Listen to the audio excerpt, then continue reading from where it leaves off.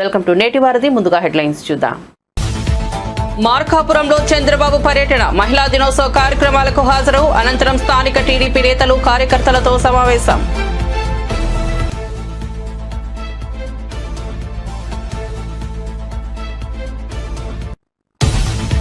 దేశ అభివృద్ధిలో మహిళల భాగస్వామ్యం అవసరమని అన్న సీఎం రేవంత్ రెడ్డి. హైదరాబాద్ లోని కోటిలో చాకిల ఐలమ్మ మహిళా యూనివర్సిటీ నిర్మాణానికి శంకుస్థాపన. అంతర్జాతీయ స్థాయి యూనివర్సిటీలతో పోటీ పడాలని విద్యార్థులు, ప్రొఫెసర్లకు పిలుపు.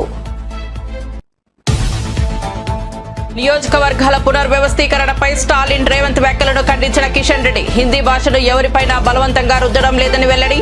కేంద్ర ప్రభుత్వం ఆధ్వర్యంలో 10 జాతీయ రహదారులను పూర్తి చేశామని వ్యాఖ్య. వైఎస్ఆర్ కాంగ్రెస్ పార్టీ అధికార ప్రతినిధి ఆర్కే రోజా టీడీపీ ప్రభుత్వంపై తీవ్ర విమర్శలు. కూటమి నేతలు మహిళలను వేధిస్తుంటే పవన్ కళ్యాణ్ ఎందుకు స్పందించడం లేదని ప్రశ్న. చంద్రబాబును మహిళల పట్ల గౌరవం లేదని, ఆడవాళ్లకు ఇచ్చిన హామీలు నెరవేర్చే చిత్తశుద్ధి లేదని ఆరోపణ. 10 ఏళ్లలో మహిళల భద్రతకు ప్రాధాన్యతనిచ్చామన్న నరేంద్ర మోదీ. క్రూరమైన నేరాల్లో మరణశిక్షణ విధించేలా చట్టాలను సవరించామన్న మోదీ. మహిళల నేతృత్వంలో దేశం అభివృద్ధి పథంలో ప్రయాణిస్తోందన్న ప్రధానమంత్రి.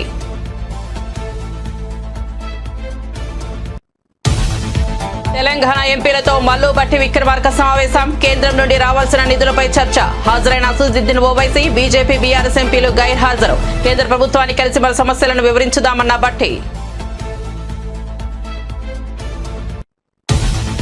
నటుడు పోసానిపై ఏపీలో 17 వరకు కేసులు. చంద్రబాబు, పవన్, లోకేష్ పై అనుచిత వ్యాఖ్యలు చేసినట్లు ఆరోపణలు. పోలీస్ స్టేషన్లకు, జైళ్లకు, కోర్టులకు తిరుగుతున్న పోసాని.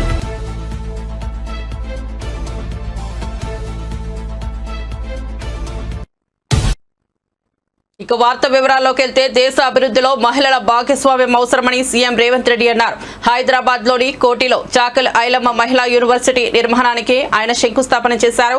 అనంతరం నిర్వహించిన సభలో ఆయన మాట్లాడుతూ, మహిళా విశ్వవిద్యాలయానికి వీరనారి చాకిలి ఐలమ్మ పేరు పెట్టుకోవడం వల్ల తెలంగాణ రాష్ట్రానికి గొప్ప కీర్తి లభిస్తోందని ఆకాంక్షించారు. అంతర్జాతీయ స్థాయి యూనివర్సిటీలతో చాకిలి ఐలమ్మ యూనివర్సిటీ పోటీ పడాలని విద్యార్థులు, ప్రొఫెసర్లకు ఆయన పిలుపునిచ్చారు. అన్ని రంగాల్లో మహిళా యూనివర్సిటీ విద్యార్థులు రాణించి దేశ మాజీ ప్రధాని రాజీవ్ గాంధీ కన్న కలలను నిజం చేయాలని అన్నారు.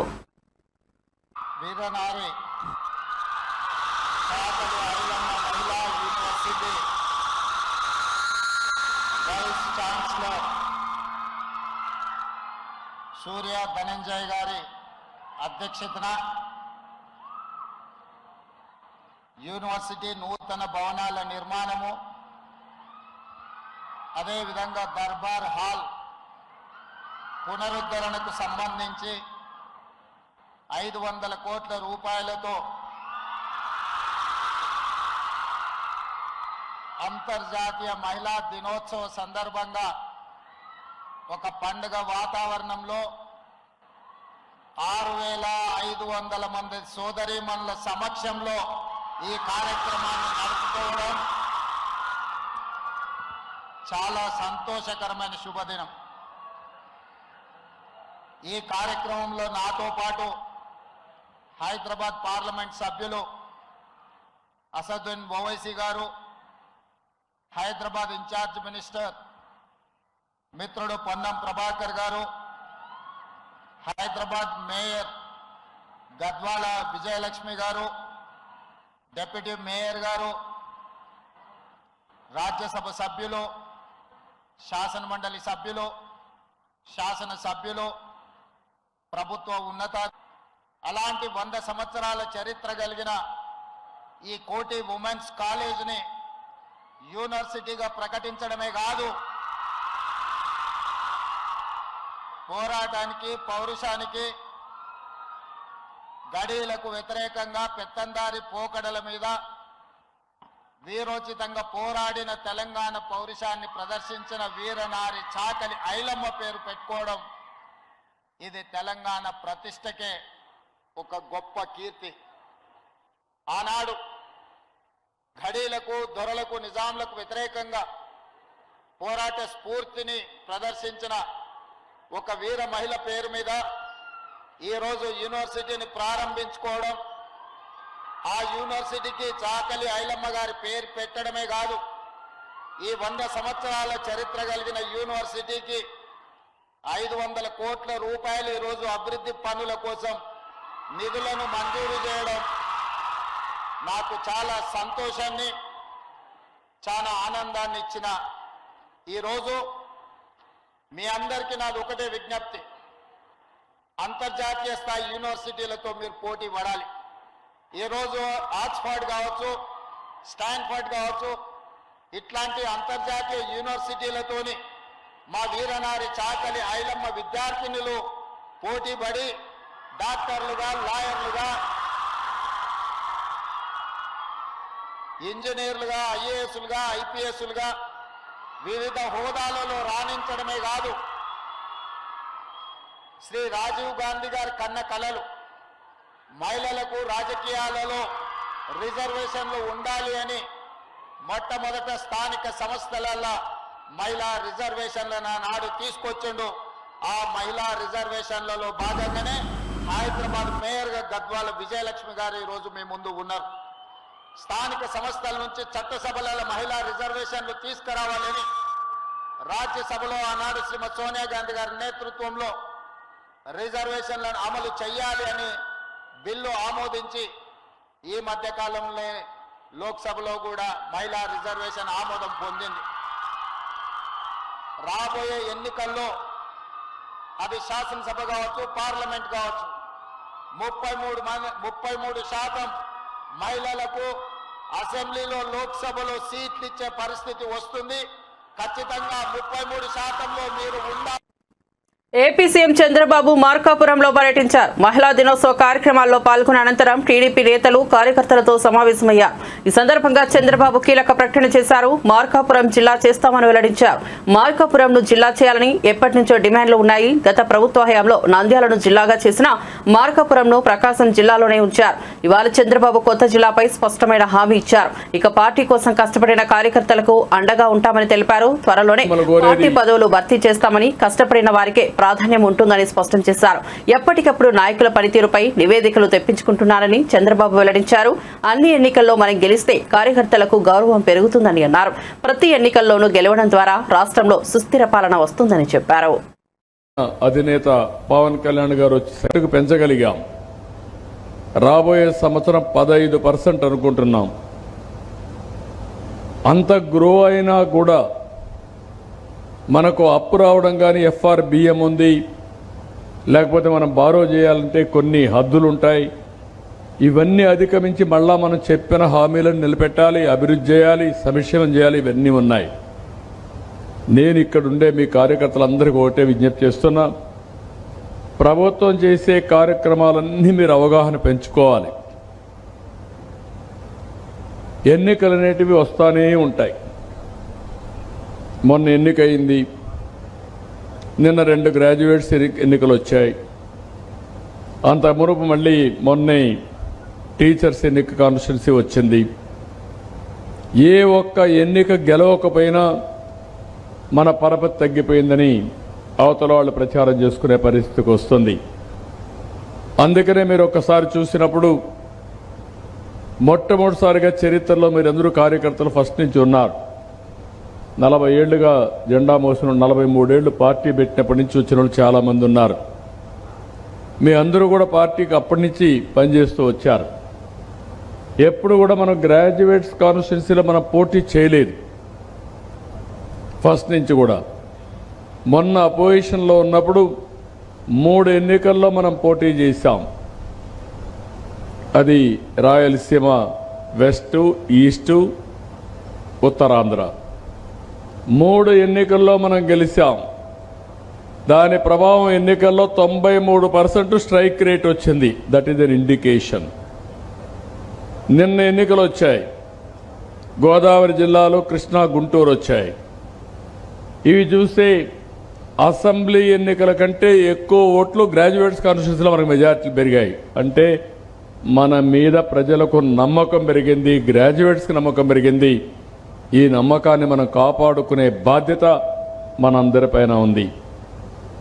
నేను ఎన్నికల ముందు మీకు అందరికీ ఒక మాట చెప్పాను. నేను చెప్పింది ప్రజలకు ఆమోదయోగ్యమైన వ్యక్తులకే ఎమ్మెల్యే సీట్ ఇస్తాను. మీకు అందరికి గుర్తుంటుంది. నేను రెగ్యులర్గా సర్వేలు చేశాను, ఒకటి కాదు. అనేక రకమైన ఇప్పుడు మనందరూ మీరు నారాయణ రెడ్డి గారిపై నాకు అభిమానం, మీరందరూ నాకు తెలిసిన వాళ్ళే. కానీ నారాయణ రెడ్డి ప్రజల్లో లేకపోతే నేనేం చేయాలి? ప్రజలు ఆమోదించలేదనుకోండి, ప్రాబ్లమ్స్ వస్తాయా లేదా? ప్రజలు ఆమోదించలేని పరిస్థితికి వస్తే నియోజకవర్గాల పునర్వ్యవస్థీకరణపై కాంగ్రెస్ నాయకులు చేసిన వ్యాఖ్యలను కేంద్ర మంత్రి కిషన్ రెడ్డి ఖండించారు. తెలంగాణలో ఓట్లు జనాభా తగ్గినప్పటికీ ఒక్క పార్లమెంట్ స్థానం కూడా తగ్గదని స్పష్టం చేశారు. తెలంగాణ ముఖ్యమంత్రి రేవంత్ రెడ్డి, తమిళనాడు ముఖ్యమంత్రి స్టాలిన్ నియోజకవర్గాల పునర్విభజనపై అసంబద్ధంగా మాట్లాడుతున్నారని మండిపడ్డారు. హిందీ భాషను ఎవరిపైన బలవంతంగా రుద్దడం లేదని స్పష్టం చేశారు. తప్పుడు ప్రచారం చేయవద్దని హితవు పలికారు. హైదరాబాద్ లోని బీజేపీ కార్యాలయంలో నిర్వహించిన మీడియా సమావేశంలో ఆయన మాట్లాడుతూ రీజనల్ రింగ్ రోడ్ల గురించి కేంద్ర మంత్రి నితిన్ గడ్కరీతో చర్చించినట్టు చెప్పారు. ఫైనాన్స్ కు సంబంధించిన ట్రైపార్టీ అగ్రిమెంట్ జరగాల్సి ఉందని ఆయన పేర్కొన్నారు. ప్రాజెక్టును త్వరగా పూర్తి చేయాలని గడ్కరీకి విజ్ఞప్తి చేసినట్లు చెప్పారు. కేంద్ర ప్రభుత్వం ఆధ్వర్యంలో రాష్ట్రంలో 10 జాతీయ రహదారులను పూర్తి చేస్తామని ఆయన తెలిపారు. వారు పార్లమెంట్ సమావేశాల తర్వాత ఈ యొక్క రహదారుల ప్రారంభోత్సవానికి వస్తానని అంగీకరించడం జరిగింది. ఈ యొక్క టోటల్ ఇంతకుముందు చెప్పినట్టు 10 national highways, total cost of 6,280 crores, 285 kilometers ఈ యొక్క నేషనల్ హైవేస్కి సంబంధించినటువంటి యాక్టివిటీ. ఇదే కాకుండా మరొక 961 కోట్ల రూపాయలతో దాదాపు 51 కిలోమీటర్ల మేర 2 జాతీయ రహదారుల నిర్మాణాన్ని కూడా త్వరలోనే ప్రారంభోత్సవం చేయనున్నాము.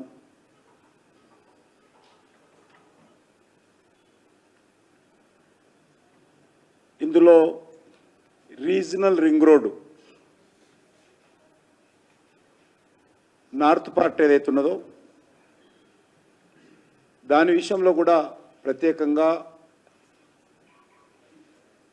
నితిన్ గడ్కరీ గారితో జరిగినటువంటి సమావేశంలో చర్చించడం జరిగింది. దీనికి సంబంధించి 3 అంశాలు ఇంకా ప్రాసెస్ పూర్తి కావాల్సి ఉంది.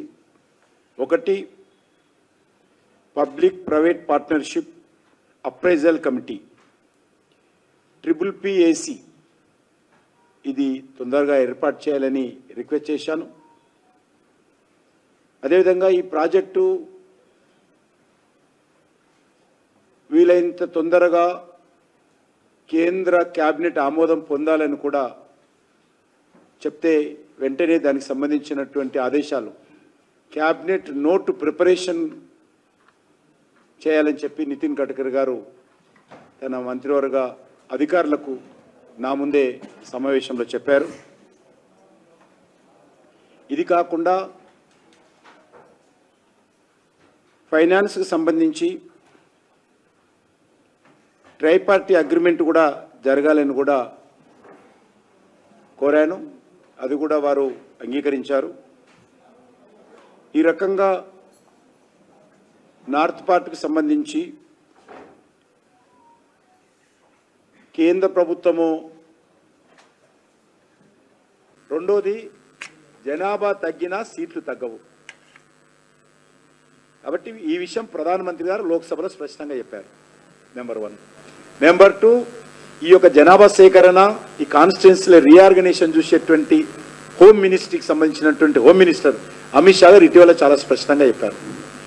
కేంద్రంలో క్యాబినెట్ మంత్రిగా బాధ్యత గల వ్యక్తిగా నేను కూడా ఈరోజు దక్షిణ భారత ప్రజానీకానికి మనవి చేస్తా ఉన్నాను. వీళ్ళంతా చేస్తుందంతా కూడా ఒట్టి బోకస్. ఈ స్టాలిన్ కానీ రేవంత్ రెడ్డి కానీ లేకపోతే ఇంకెవరైనా మాట్లాడితే బోకస్ మాటలు, ఇవన్నీ కూడా అబద్ధపు మాటలు. ఎక్కడొకటికి జనాభా సేకరణే చేయలేదు. నెంబర్ 1, జనాభా సేకరణ కావాలి. రీఆర్గనైజేషన్ కమిటీ కాన్స్టిట్యూట్ కావాలి. రీఆర్గనైజేషన్ కమిటీ కాన్స్టిట్యూట్ అయిన తర్వాత అప్పుడు రీఆర్గనైజేషన్ సంబంధించినటువంటి ప్రాసెస్ మొదలవుతుంది. అందులో గైడ్ లైన్స్ వస్తాయి. ఇంకా గైడ్ లైన్సే రాలేదు. రీఆర్గనైజేషన్ సంబంధించినటువంటి గైడ్ లైన్సే రాలేదు. ఇంతకుముందు నేను మొన్న కూడా చెప్పాను, దున్నపోటు ఈనిందంటే దూరం గట్టే ఉన్నాడట ఈ స్టాలిన్ రేవంత్ రెడ్డి లాంటి మనుషులు. అసలు ఏమి ఆలు లేదు, ఏమి లేదు. ఇంతవరకు ఏబిసిడి లేదు. తమిళనాడులో ఎలక్షన్స్ వస్తున్నాయి కాబట్టి స్టాలిన్కి చెప్పుకోవడానికి ఏమీ లేదు కాబట్టి అక్కడ ఏమీ చేయలేదు కాబట్టి స్టాలిన్ కుటుంబం అంతా తమిళనాడు దోచుకున్నారు కాబట్టి వ్యతిరేక పవనాలు వీస్తున్నాయి కాబట్టి 2 అంశాలు ఎత్తుకున్నాడు ఆయన కేంద్ర ప్రభుత్వం మీద. ఏదైనా 4.5 సంవత్సరాల తర్వాత ఎలక్షన్స్ వస్తే మీ ప్రభుత్వం ఏం చేసిందో ఇప్పుడు చెప్పాను వరుసగా ఏం చేసిందో ప్రజలకు చెప్పి ఓట్లాడగాల. ఏమడుగుతున్నాయన రైల్వే స్టేషన్లో హిందీ పేరు ఉన్నటువంటి బోర్డు రంగులు వేయండి. ఎక్కడైనా తమిళ భాషకు వ్యతిరేకమా? తమిళ భాషకు పెద్దపీట వేశాం. ఆయన 5 సంవత్సరాలుగా తమిళ భాషకు నయా పైసా పనిచేయలేదు, సింగిల్ పనిచేయలే ఆయన ఈరోజు తమిళ భాష గురించి మాట్లాడుతున్నాడు.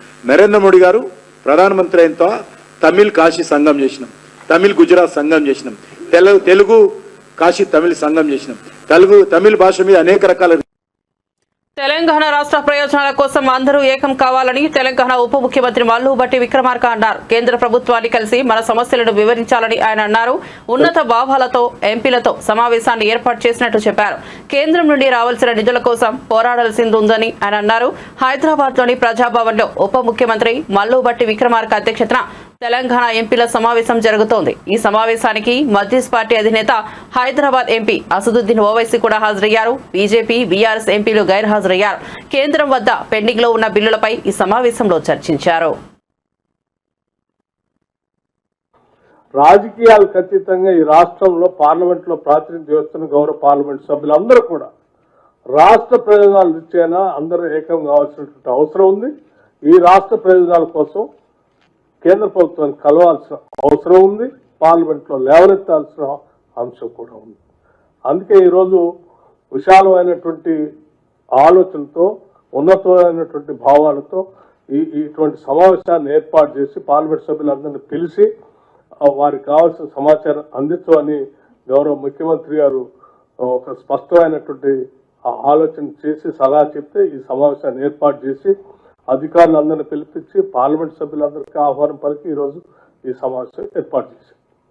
సరే, వచ్చిన సభ్యులందరికీ కృతజ్ఞతలు తెలియజేస్తూ మేము సమాచారం ఇచ్చాం. రానటువంటి గౌరవ సభ్యులకు కూడా ఈ సమావేశం ద్వారా మీ ద్వారా నేను మరొకసారి విజ్ఞప్తి చేస్తూ ఉన్నాను. సరే, మీరు ఏ కారణాల చేత రాలేకపోయినా మరి కొంత సమయం కావాలనుకుంటే మళ్ళీ ప్రభుత్వం కూడా ఇంకొక సమావేశాన్ని ఏర్పాటు చేయడానికి కూడా సిద్ధంగా ఉంది. ఆ సమావేశం మీకు కొంత సమయం కావాలా, 1 వారం రోజులు ముందు చెప్పాలా నాకు అని అంటే కూడా దానికి కూడా మేము ఏర్పాటు చేయడానికి సిద్ధంగా ఉన్నాం. ఇంకో సమావేశాన్ని కూడా ఏర్పాటు చేస్తాం. ఆ సమావేశానికైనా తప్పనిసరిగా బీజేపీ పార్టీ సంబంధించిన పార్లమెంట్ సభ్యులు, టీఆర్ఎస్ పార్టీ సంబంధించిన పార్లమెంట్ సభ్యులు రాష్ట్ర ప్రయోజనాల కోసమైనా వస్తారు. వైఎస్ఆర్ కాంగ్రెస్ పార్టీ అధికార ప్రతినిధి ఆర్కే రోజా టీడీపీ ప్రభుత్వంపై తీవ్ర విమర్శలు చేశారు. కూటమి నేతలు మహిళలను వేధిస్తుంటే పవన్ కళ్యాణ్ ఎందుకు స్పందించడం లేదని ప్రశ్నించారు. చంద్రబాబుకు మహిళల పట్ల గౌరవం లేదని, ఆడవాళ్లకు ఇచ్చిన హామీలు నెరవేర్చే చిత్తశుద్ధి లేదని ఆరోపించారు. దిశ యాప్ పేరును మార్చి శక్తి యాప్గా తెస్తున్నా కనీస నిర్వహణ కూడా సక్రమంగా చేయాలని కోరారు. ఇప్పటి వరకు ఏ కేబినెట్ సమావేశంలోనూ చంద్రబాబు మహిళల అంశాలపై చర్చించలేదని విమర్శించారు. ప్రభుత్వం మద్యం, గంజాయి నియంత్రణపై కఠిన చర్యలు తీసుకోవాలని డిమాండ్ చేశారు. ఎదిగేదానికి అన్ని అవకాశాలని కల్పించడమే కాకుండా సామాజికంగా వాళ్ళు నిలదొక్కునే విధంగా మనసున్న నాయకులుగా ప్రతి మహిళ గుండెల్లో ఈరోజు ఒక అన్నగా ఒక 100% మన మహిళలు కూడా సద్వినియోగం చేసుకోవడం మనం కళ్ళారా చూసాం. అలాగే రాజకీయంగా చూస్తే 50% నామినేటెడ్ పోస్టులు మహిళలకు ఇవ్వటం జరిగింది. ఈరోజు ఎంతో మంది మహిళలు జడ్పీ చైర్మన్లుగా వ్యవస్థను ఉపయోగించుకొని మహిళల్ని జైల్లో పెట్టిస్తున్నారు, నాయకుల్ని జైల్లో పెట్టిస్తున్నారో మనం కళ్ళారా చూస్తున్నాం. అండ్ మహిళకి కావాల్సిన భద్రత కోసం జగన్మోహన్ రెడ్డి గారు ఎన్నో దిశ యాప్ కానీ, దిశ పోలీస్ స్టేషన్లు కానీ, మహిళా పోలీసుల్ని రిక్రూట్ చేయటం కానీ ఎంత పెద్ద మనసుతో చేసి ఆడవాళ్ళని కాపాడుకున్నారో మనం కళ్ళారా చూసాం.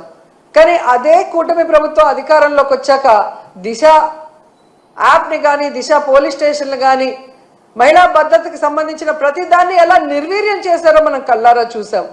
అంటే మహిళ అంటే గౌరవం లేదు, మహిళ అంటే అభిమానం లేదు, మహిళకి చేయాలన్న చిత్తశుద్ధి ఈ కూటమి ప్రభుత్వంలో ఉన్న సీఎం చంద్రబాబు నాయుడుకి కానీ, డిప్యూటీ సీఎం పవన్ కళ్యాణ్కి కానీ, అలాగే హోంమంత్రి అనితకి లేకపోవడం చాలా బాధాకరమని కూడా ఈ సందర్భంగా తెలియజేసుకుంటున్నాను. జగనన్న ఉన్నప్పుడు మీరు చూస్తే చెప్పుకోవడానికి నవమాసాల్లో కాదు, మహిళల్ని ముంచే ప్రభుత్వాన్ని గంటాపదంగా చెప్తున్నారు. అలాంటి సమయంలో చంద్రబాబు నాయుడు గారు, ఆయన ప్రభుత్వం ఈరోజు మహిళా దినోత్సవాన్ని రాష్ట్ర వ్యాప్తంగా ఘనంగా చేయండి అని చెప్పడమే కాకుండా ఆయన పాల్గొంటున్నాడన్న విషయాన్ని కూడా ఇప్పుడే తెలిపారు. ఈరోజు ఆయన నేను సూటిగా అడుగుతున్నాను, మొన్న ఏదో మీటింగ్లో ఆయన చెప్పాడు, డైరెక్ట్గా కానీ ఇండైరెక్ట్గా కానీ వైఎస్ఆర్సీపీ వాళ్ళకి ఏ పని చేయొద్దని. అయ్యా చంద్రబాబు, మీరు వైఎస్ఆర్సీపీ వాళ్ళకే కాదయ్యా, టీడీపీ, జనసేన, బీజేపీ ఎవరైతే మీకు ఓట్లేశారో మీ కూటమి ప్రభుత్వం మహిళలకు కూడా మీరు ఏం మంచి చేసింది లేదు, వాళ్ళని కూడా మీరు నట్టేట ముంచి మోసం చేశారు అన్న విషయాన్ని ఈరోజు వాళ్ళు గుసగుసలాడుకోవటం వినమని కూడా ఈ సందర్భంగా తెలియజేసుకుంటున్నాను. రాష్ట్రంలో ఫీజు రీయింబర్స్మెంట్ సకాలంలో ఇవ్వకపోవడంతో విద్యార్థులు తీవ్రంగా ఇబ్బంది పడుతున్నారని వైఎస్ఆర్ కాంగ్రెస్ పార్టీ రాజ్యసభ సభ్యుడు వైబీ సుబ్బారెడ్డి విమర్శించారు. నిరుద్యోగ వృత్తి పేరుతో లక్షలాది నిరుద్యోగులను మోసం చేశారని ఆరోపించారు. పూర్తయిన మెడికల్ కాలేజీలను ప్రైవేట్ పరం చేస్తూ పేదలకు వైద్య విద్యను దూరం చేస్తున్నారని మండిపడ్డారు.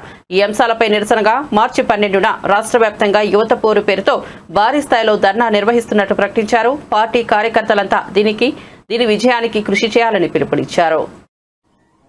చాలా ఇబ్బందులు ఎదుర్కొంటున్న విషయం రాష్ట్ర వ్యాప్తంగా కూడా మనం అందరం కూడా చూస్తున్నాం. 3 ప్రధాన అంశాల కూటమి ప్రభుత్వం అమలు చేయనందువల్ల ఈ పరిస్థితి ఈరోజు విద్యార్థులకి, యువకులకి మన రాష్ట్ర వ్యాప్తంగా వచ్చింది. ఒకటి చాలా ప్రధానమైన అంశం, ఫీజు రీయింబర్స్మెంట్ పథకం సకాలంలో విద్యార్థులకి ఫీజు రీయింబర్స్మెంట్ రిలీజ్ చేయడం వల్ల చాలా ఇబ్బందులకు ఎదుర్కొంటున్నారు. ఇంకో ప్రధాన అంశం, కూటమి ప్రభుత్వం ఎలక్షన్స్ ముందు నిరుద్యోగ భృతి ఇస్తామని చెప్పి నిరుద్యోగ భృతి ఇవ్వకుండా లక్షలాది మంది నిరుద్యోగ యువకులను మోసం చేసిన పరిస్థితి. మూడవ ప్రధాన అంశం, రాష్ట్ర వ్యాప్తంగా వైఎస్ఆర్ కాంగ్రెస్ పార్టీ అధికారంలో ఉన్నప్పుడు ఆ పార్టీ అధ్యక్షుడు జగన్మోహన్ రెడ్డి గారు ఎంతో ముందు చూపుతో రాష్ట్రంలో నాణ్యమైన వైద్యం పేదవారికి అందుబాటులోకి తీసుకుపోవాలని చెప్పి 17 మెడికల్ కాలేజీలు స్టార్ట్ చేసి అందులో సుమారుగా 5 కాలేజీలు ప్రారంభోత్సవం కూడా చేసుకుని సీట్ అడ్మిషన్స్ కూడా స్టార్ట్ చేయడం జరిగింది. మిగతా 11 ఈ సంవత్సరం స్టార్ట్ చేయాల్సిన విధంగా పనులు కంప్లీట్ చేసినా కూడా వాటిని నిర్వీర్యం చేసి అవి కూడా పీపీపీ మోడ్లో ప్రైవేట్ వాళ్ళకి ఇచ్చి పేద విద్యార్థులకు అందుబాటులో లేకుండా చేసే ప్రక్రియ జరుగుతుంది. కాబట్టి ఈ 3 అంశాలపై రేపు మార్చి 12వ తారీఖున వైఎస్ఆర్ కాంగ్రెస్ పార్టీ ఆధ్వర్యంలో రాష్ట్ర వ్యాప్తంగా యువత పోరు పేరుతో పెద్ద ఎత్తున కార్యక్రమం చేపట్టడం జరిగింది. అన్ని జిల్లాల్లో జిల్లా కలెక్టరేట్ ఎదుట విద్యార్థులు, యువకులు అందరినీ సమీకరించుకొని మన పార్టీ నాయకులు, కార్యకర్తలు పెద్ద ఎత్తున ధర్నా కార్యక్రమం చేసి జిల్లా కలెక్టర్కి మహిళల రక్షణకు, అభివృద్ధికి ప్రతి ఒక్కరూ కృషి చేయాలని మంత్రి సీతక్క పిలుపునిచ్చారు. పురుషులు ప్రతి మహిళను తమ ఇంట్లోని ఆడబిడ్డలా చూస్తే మహిళలు క్షేమంగా ఇంటికి తిరిగి రాగలుగుతారని అభిప్రాయపడ్డారు. అంతర్జాతీయ మహిళా దినోత్సవం సందర్భంగా హైదరాబాద్ పోలీసుల ఆధ్వర్యంలో పీపుల్స్ ప్లాజా నుంచి రన్ ఫర్ యాక్షన్ 2025 కార్యక్రమాన్ని నిర్వహించారు. ఈ కార్యక్రమానికి సీతక్క ముఖ్య అతిథిగా హాజరై జెండా ఊపి పరుగు ప్రారంభించారు. విశిష్ట అతిథిగా పాల్గొన్న నగర సిపి సివి ఆనంద్, కింది స్థాయి నుంచి మంత్రిగా ఎదిగిన సీతక్క ఉమెన్స్ ఆఫ్ స్ట్రగుల్స్ అంటూ అభివర్ణించారు. ఈ సందర్భంగా నిర్వహించిన 5K 2K రన్ పోటీలో గెలిచిన రన్నర్స్ కు బహుమతులు ప్రదానం చేశారు. మహిళల కోసం మరి అదే విధంగా ముఖ్యంగా రక్షణ పోలీసులందరూ కూడా అప్రమత్తంగా ఉంటూ మన నగరాన్ని సేఫ్టీగా ఉంచుతూ మహిళలందరికీ మంచి రక్షణ ఇస్తున్నందుకు వారికి ప్రత్యేకంగా ధన్యవాదాలు. ప్రతి ఒక్కరు కూడా మహిళల్ని గౌరవించాలి, మహిళల్ని మరి ఎదగనివ్వాలి అనేటువంటి కాన్సెప్ట్ తోటి సమానత్వం కోసం మహిళల్ని అన్ని రంగాల్లో ముందుంచే విధంగా మరి పురుష సమాజం కూడా సపోర్ట్గా ఉండాలని ఈ అంతర్జాతీయ మహిళా దినోత్సవ సందర్భంగా కోరుకుంటూ సీఎం రేవంత్ రెడ్డి గారు కూడా ప్రతినిత్యం మహిళల ఆర్థిక ఎదుగుదల కోసం అనేక సంక్షేమ కార్యక్రమాలను కూడా ముందుకు తీసుకురావడం జరుగుతూ ఉంది. దానిలో భాగంగా ఈరోజు పెరేడ్ గ్రౌండ్లో కూడా 1,00,000 మంది మహిళలతోటి మరి పెద్ద ఎత్తున 6 గంటలకు మీటింగ్ కూడా మేము మహిళా సమావేశాన్ని కూడా ఏర్పాటు చేసుకోవడం జరిగింది. ఈరోజు పోలీస్ అధికారులు కూడా పెద్ద ఎత్తున ఎక్కడికక్కడ మరి మత్తుకు వ్యతిరేకంగా డ్రగ్స్కు వ్యతిరేకంగా కూడా అవేర్నెస్ యూత్లో బాగా తీసుకొస్తున్నారు. మనం ఈ మధ్యకాలం చూస్తే చాలా క్రైమ్స్ కూడా రిలేటెడ్ డ్రగ్స్ అడిక్ట్ అయినటువంటి వాళ్ళది చాలా సివియర్గా క్రైమ్ ఉంటుంది. సో ఆ మత్తు నుంచి కూడా ఈ సమాజాన్ని చాలామంది అడిక్ట్ అయినటువంటి వాళ్ళను బయటకు తీసే కార్యక్రమాన్ని కూడా మన గవర్నమెంట్ సీఎం రేవంత్ రెడ్డి గారు ప్రత్యేకంగా తీసుకొని పనిచేస్తూ ఉన్నారు. వారికి కూడా ధన్యవాదాలు తెలియజేస్తూ ముఖ్యంగా ఈరోజు పోలీస్ అధికారులు ముఖ్యంగా సివి ఆనంద్ గారి ఆధ్వర్యంలో వేలాది మంది యూత్ అండ్ ఉమెన్తో గర్ల్స్తో ఈ రన్ ఫర్ యాక్షన్ అటు కార్యక్రమాన్ని కూడా సక్సెస్ఫుల్గా నిర్వహించుకోవడం జరిగింది. ప్రతి చోట ఇలాంటిది నిర్వహించాలి. వాళ్ళు ఫిజికల్గా యాక్టివ్ కావాలి, మెంటల్గా కూడా ఫిట్నెస్లోకి రావాలి, యాక్టివ్గా ఉండే విధంగా ఇలాంటి కార్యక్రమాలు ఉపయోగపడతాయని నేను భావిస్తూ థ్యాంక్స్ టు సివి ఆనంద్ గారు. ఈరోజు మార్చ్ 8 అంతర్జాతీయ మహిళా దినోత్సవంగా ప్రపంచవ్యాప్తంగా అందరూ కూడా పాటిస్తూ ఉన్నారు. ప్రతి సంవత్సరం ఇది ఆనవాయితీగా మార్చ్ 8 రోజు నిర్వహిస్తారు. మేము హైదరాబాద్ సిటీ పోలీస్ తరఫున ప్రతి సంవత్సరం ఆనవాయితీగా ఈ రన్ అనేది 5K రన్ 2K రన్ ఏర్పాటు చేస్తుంటాం. దీని ముఖ్యమైన ఉద్దేశం ఏంటంటే మహిళల ఎదుగుదల ఏదైతే ఉందో, అభివృద్ధి ఏదైతే ఉందో అది గుర్తించడానికి ఏదో ఒక రోజు మహిళలు పడే కష్టాలు ఏవైతే ఉంటాయో మన దేశంలో ప్రత్యేక వైఎస్ఆర్సీపీ నేత సినీ నటుడు పోసాని కృష్ణమురళిని విజయవాడలోని భవానీపురం పోలీస్ స్టేషన్ కు తరలించారు. పీటీ వారెంట్స్ పై కర్నూలు జిల్లా జైలు నుంచి ఆయన అక్కడికి తరలించారు. కోర్టు రిమాండ్ విధిస్తే పోసానిని విజయవాడ జైలుకు తరలించే అవకాశం ఉంది.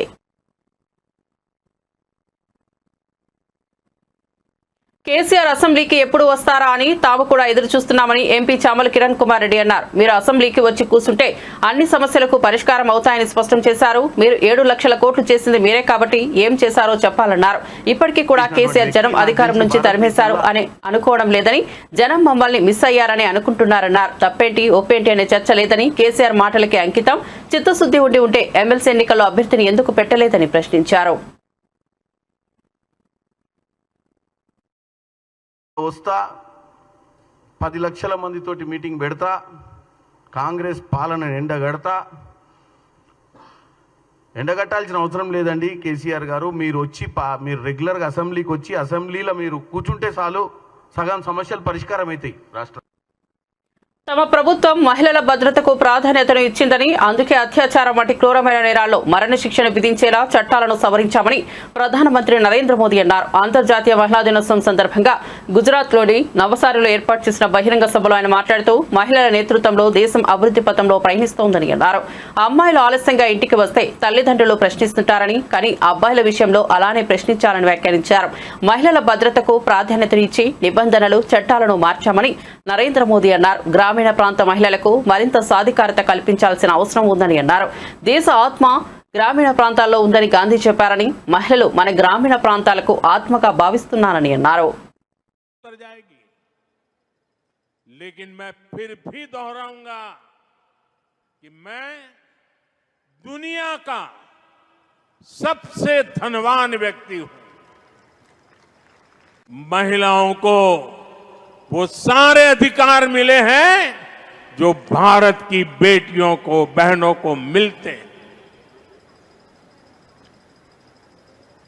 भारत का हिस्सा होने के बावजूद भी मेरी माताएं, बहनें, बेटियां कश्मीर में उससे वंचित थी और संविधान का डोल पीटने वाले लोग आंखें बंद कर करके बैठे थे. महिलाओं का अन्याय